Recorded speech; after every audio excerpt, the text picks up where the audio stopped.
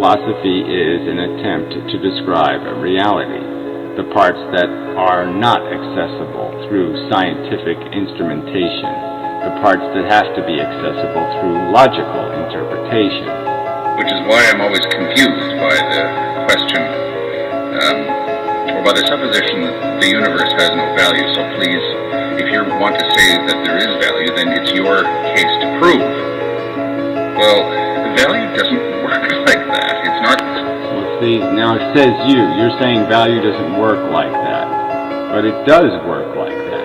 There's a truth to be discovered, like all philosophy. Philosophy is an effort to discover the truth, not to make stuff up, not to be a psychologist, not to feed you candy, not to feed you what you want to hear.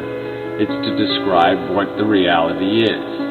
And the reality is that when the whole game is played out, there'll either be more of this bad or more of the good, or the less bad. I'd say it's always going to run in the red, but it can be more red. It can be bloodier or less bloody. And the blood could be a metaphor for value. And it's not a very distant metaphor, as one could clearly associate the spilling of blood with the wasting or squandering of suffering. Look, it's an invisible property. Let's just concede. You can't go look for it with a telescope or a microscope or some any other kind of scope. You can only find it through logic.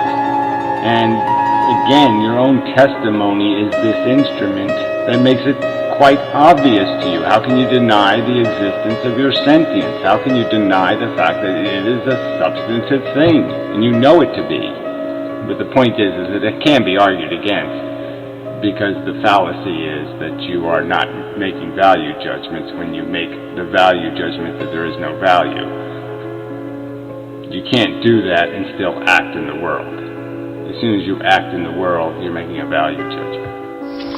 It is broken from its very core, the very concept of creating need machines and then giving them a world that's almost impossible to extract satisfaction of their need without imposing the unsatisfied need on something else.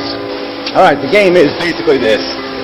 First, let's just do the human culture thing, right? Human beings really haven't been around that long, and educated ones have only been around for, 10,000 years at best. And, really educated. Seriously. So it was just about a bunch of knowledge acquisition. We came from monkeys and gorillas and whatnot, and raw animals didn't know how to control fire, do any of that stuff. We acquired that knowledge.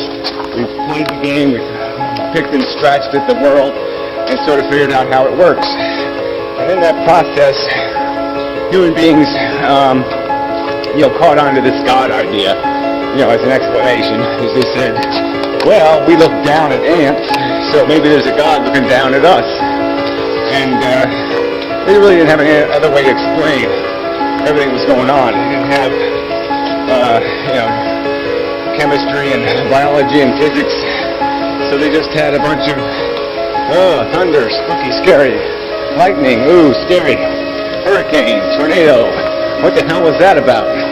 And so they drew this wrong conclusion that there was some sky daddy up there playing games with them and doing the carrot whip thing or whatever you want to say, getting them to behave the right way, and it would reward them. And so it basically just became superstitious. You lit a fire on a full moon in September, and 2 years in a row, the next day you had an earthquake, just by coincidence. Yeah, it got written in your little scary book of horrors, and so now you're afraid of fire, on full moons, or whatever it would be. So yeah, we became superstitious because we were smart enough to become superstitious, but not smart enough to know we were just being superstitious and stupid. We were drawing wrong conclusions. But look, the bottom line is, we're just need machines. We generate the potential for harm in the universe. The universe, without living well, more importantly, without feeling life, there's nothing to harm. There's no way anything destructive can happen in the universe without harmables. So if the feeling things don't exist, there's no downside risk. You maintain a guaranteed not losing. And not losing is kind of important. Not losing is a good thing. Right? I know winning is, perceived as the way to go.